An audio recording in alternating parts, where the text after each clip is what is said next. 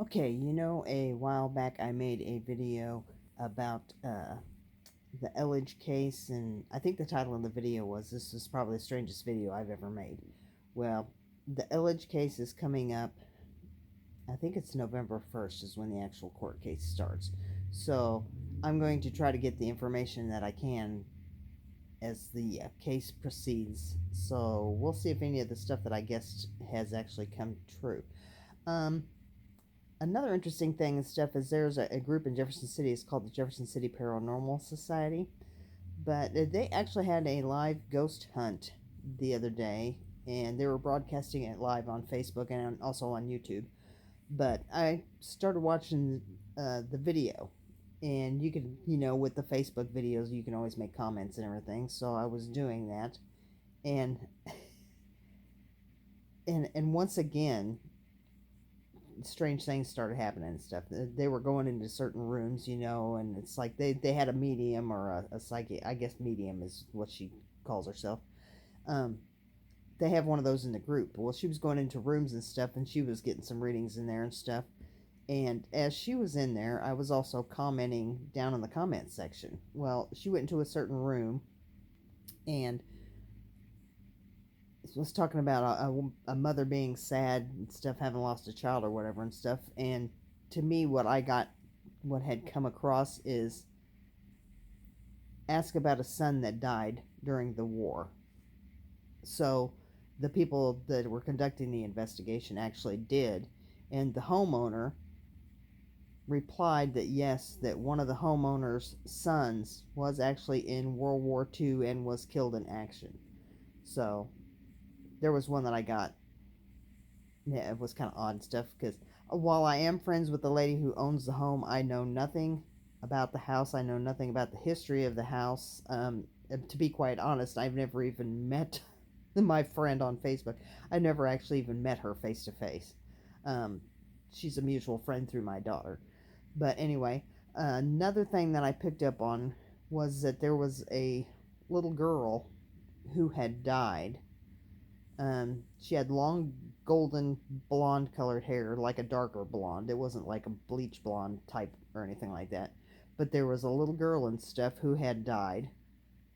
And that was another one of the things that I had picked up on.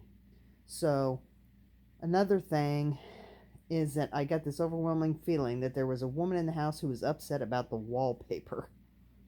Well, why the wallpaper, I don't really have a clue in any way. So she was really upset about this wallpaper, and she had to special order it, and it was very expensive. And she was upset that it had either been painted over, removed, or somebody had papered over her wallpaper. I also got that this woman had salt and pepper colored hair. She wore glasses. They weren't like cat lady glasses, or I mean, they weren't like that. They were almost more of an octagon shape, kind of like this, but more like with squares on the sides. And she was kind of a hefty woman. Wasn't fat, but she was big boned. I'm big boned. Um, she was there, and I got the impression from her that she was, and I don't want to say vain because vain sounds like it that you're like really stuck on yourself, and she wasn't a woman that was stuck on herself. She took great pride in what she looked like. Um, she dressed very nicely. She was a socialite. She had a lot of social things. Um, and one of the biggest things that came across in that is that she was very proud of her flower garden. And why on this I don't really know and stuff, but the fact she just kept telling me the fact and stuff that she had this beautiful flower garden and she really loved this flower garden and she was very proud of it. So they finished up their investigation and everything. I got a few more things. Some guy named Steven that I picked up on while they were down in the basement. He didn't actually live in the home or anything like that. He either had done some kind of maintenance work on the house or um, delivered coal or something. I don't exactly know because the house was coal uh, heated at one time. But uh, the thing about it is and stuff, it's like, since I'm actually waiting on this Elledge case to come to court and stuff before I can verify that if anything that I saw or envisioned or whatever was true. So in the meantime, I thought, they just conducted this investigation and everything. I can go ahead and investigate and research some of the things that I saw or were shown to me. And I know this is still very strange for me. I don't know if any of the stuff I'm seeing or whatever is true, but I did go ahead and look, and the son that was killed during the war, that was verified by the homeowner. His nickname was Buddy, and he was killed in the Philippines during World War II. He's also buried over in the Philippines. The little girl, there was actually one of the homeowners, they lost a daughter. She was almost 5 years old at the time. Of course, that was long enough ago. I can't find pictures of her, and I can't find pictures of the woman with the flower garden. We have looked. I have looked. The homeowner has looked, and I cannot find a picture of this woman to save my soul. I did contact someone who is doing a family tree. I think it was on MyHeritage or something. I think I actually contacted them to see if by any chance they had a picture of her, or if they could put me in contact with someone who did have a picture of her, because I would love to see what this woman looks like. But come to find out, while I was talking to the homeowner, we were private messaging each other back and forth on Facebook. This woman collected iris bulbs from all over the world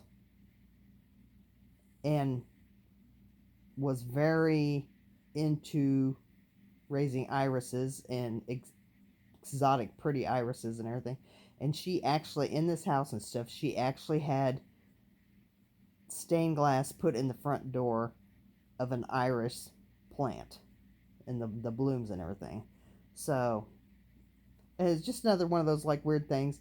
3 or 4 of the things that I had mentioned during the ghost hunt actually were true.